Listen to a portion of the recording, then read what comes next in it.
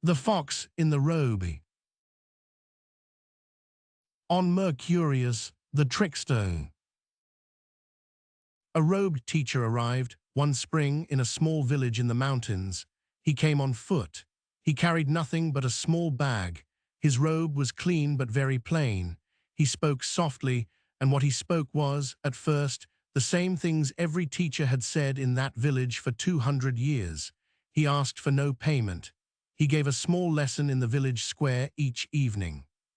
Villagers came in twos and threes because there was nothing else to do in the evenings and because the new teacher charged nothing.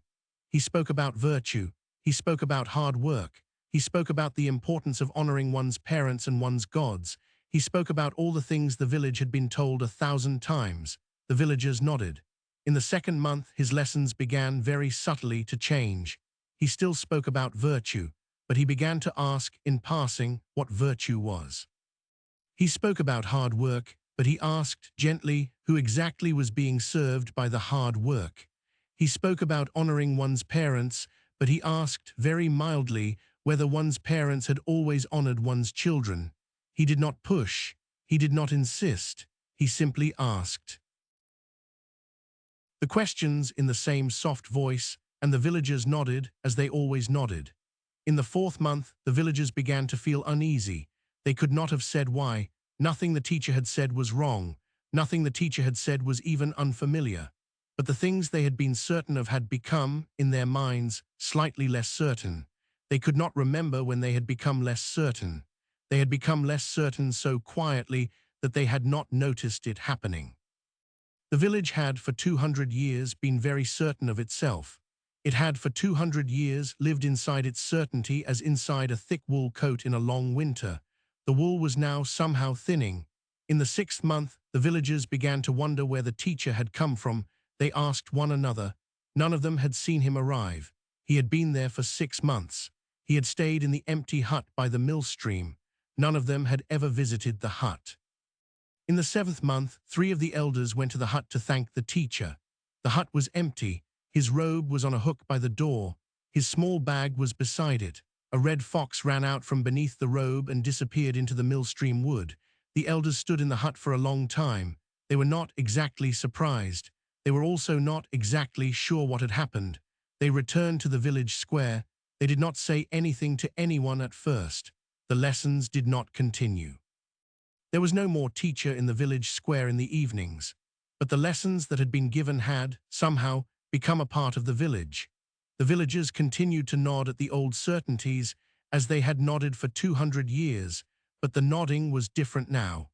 It was less like the nodding of a sleeper agreeing with a dream, and more like the nodding of a man who has heard a thing twice and is not certain it was the same thing both times. The hut by the millstream was eventually opened. The robe was taken down from the hook. It was a perfectly ordinary robe.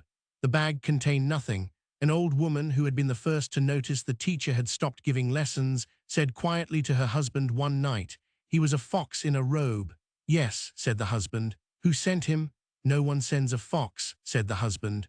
"A fox arrives, probably because we were too sure of ourselves. We had been certain for too long. We were getting fat. The fox came to soften us. He was very gentle. He did us no harm. He only asked questions. Now we are less certain. We can think again. We will think for a long time. We will not be certain again, perhaps ever. This is not a bad thing. The fox was, in his way, a gift." "Where is he now?" "He will be in another village by now," said the husband. "Or another country. He has many robes. He will be wearing a different one. He will be giving small, soft lessons that change nothing and everything.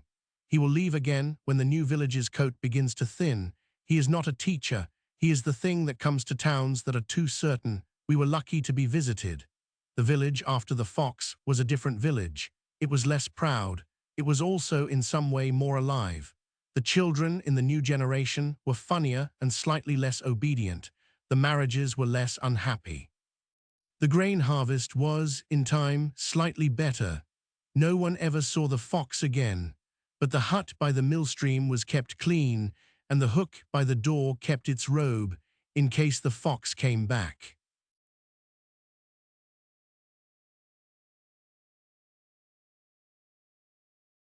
The fox in the robe is not a teacher, he is the thing that comes to towns that are too certain. He gives small soft lessons that change nothing and everything. He leaves the moment you are ready to thank him. The robe stays on the hook. The fox returns to the wood.